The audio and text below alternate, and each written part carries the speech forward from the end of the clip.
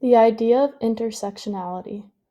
So, the term intersectionality is a newer term you may have heard of, but what does it mean?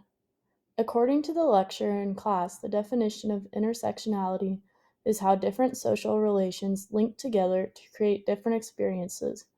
It argues that gender, race, class, ability, sexuality, geography, and other characteristics intersect and interact together. A woman named Kimberly Crenshaw coined the term intersectionality.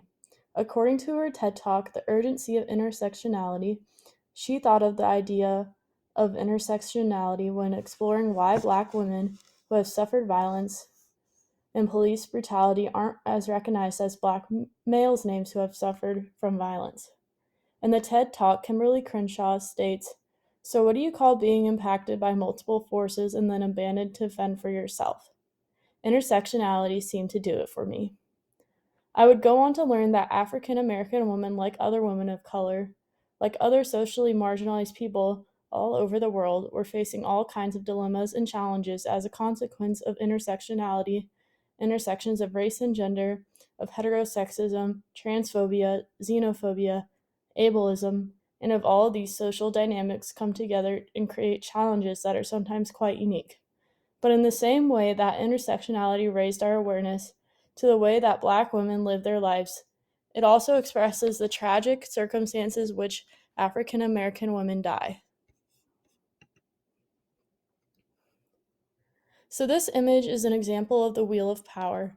It allows a person to compare different identities to see which ones in society hold more privilege and power.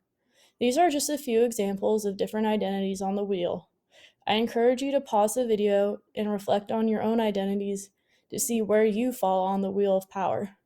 You may realize you have more privilege in certain identities than others.